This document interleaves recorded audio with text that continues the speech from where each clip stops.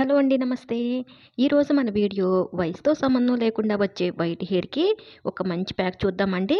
చిన్న వయసులోనే ఆడవాళ్ళకి, మగవాళ్ళకి కూడా వైట్ హెయిర్ అనేది ఇబ్బంది పెడుతూ ఉంది కదా! దానికి ఒక మంచి ప్యాక్ అండి. అది కూడా మనం ఇంట్లోనే తయారు చేసుకోవచ్చు. ఎలాంటి కెమికల్స్ లేకుండా. దీనికోసం మనకు కావాల్సింది వెల్లుల్లి పొట్టండి.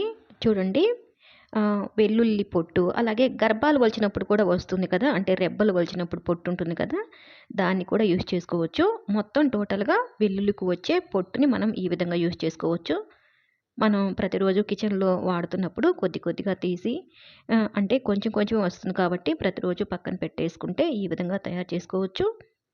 బాండీ పెట్టేసి తడి లేకుండా చూసుకోవాలండి. ఎలాంటి ఆయిల్ కానీ వేయాల్సిన అవసరం లేదు.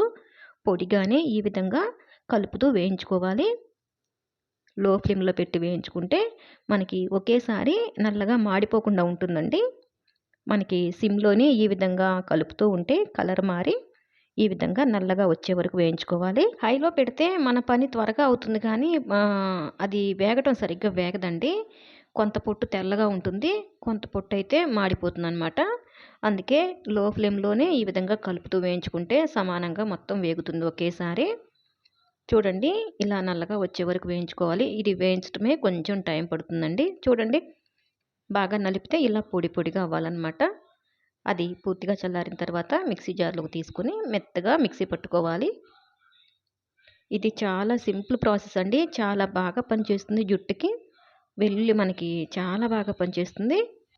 చూడండి, ఈ విధంగా మెత్తగా మిక్సీ పట్టుకున్న తర్వాత మళ్ళీ ఒకసారి జల్లెడ పట్టుకోవాలండి.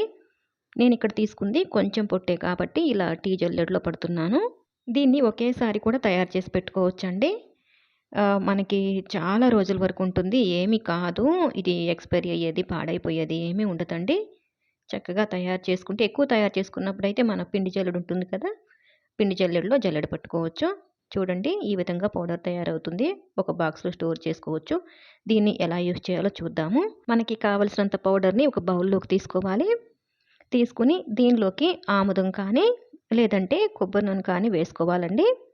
ఆముదం అయితే చాలా బెటర్ అండి. కొంచెం రఫ్‌గా ఉన్న జుట్టు కూడా స్మూత్‌గా అవుతుంది. కాకపోతే కొంచెం స్మెల్ వస్తుందని చెప్పేసి మనం ఇప్పుడు వాడట్లేదు కదా! సరే, కొబ్బరి నూనెనే వాడుకోవచ్చు. అలాగే ఆముదం తీసుకున్నా, కొబ్బరి నూనె తీసుకున్నా సరే, విటమిన్ ఇ ఆయిల్ క్యాప్సూల్స్ ఉంటాయండి. వాటినైతే ఒక 2 వేయండి. ఒక్కసారికి ఒక 2 క్యాప్సూల్స్ అయితే వేసుకోవాలి. విటమిన్ ఇ ఆయిల్ కూడా జుట్టుని స్మూత్‌గా చేస్తుంది. అలాగే కుదుళ్ళని గట్టిపరుస్తుందండి. తప్పకుండా యూజ్ చేసుకోండి. దీన్నిప్పుడు బాగా మిక్స్ చేసి జుట్టుకి అప్లై చేయటమేనండి. ఇలా వారంలో ఒక 2, 3 సార్లు కనుక అప్లై చేసేసి, అలా ఒక 2, 3 అవర్స్ ఉంచేసి, ఆ తర్వాత తలస్నానం చేస్తే చక్కగా నిదానంగా మన జుట్టు అనేది న్యాచురల్‌గా కలర్ మారుతుంది. తెల్ల జుట్టనేది నిదానంగా ఫస్ట్ బ్రౌన్ కలర్‌లోకొచ్చి, ఆ తర్వాత ఒక 2, 3 మంత్స్‌కి చక్కగా బ్లాక్‌గా అవుతుందండి. న్యాచురల్‌గా మంచిగా బ్లాక్ కలర్ వస్తుంది. ఇది న్యాచురల్ వేలో మనం ట్రై చేస్తున్నాం కాబట్టి ఒకేసారయితే కలర్ మారదండి. మీరు ఎక్స్‌పెక్ట్ చేయొద్దు. తప్పకుండా నిదానంగా అయితే కలర్ ఖచ్చితంగా మారుతుంది. మీరు కొంచెం ఓపికగా ట్రై చేయండి. నచ్చితే వీడియోని లైక్ చేసి మీ అభిప్రాయాన్ని కామెంట్ సెక్షన్‌లో తెలియజేయండి. అలాగే ఛానల్ కూడా సబ్స్క్రైబ్ చేసుకోండి. Thanks for watching.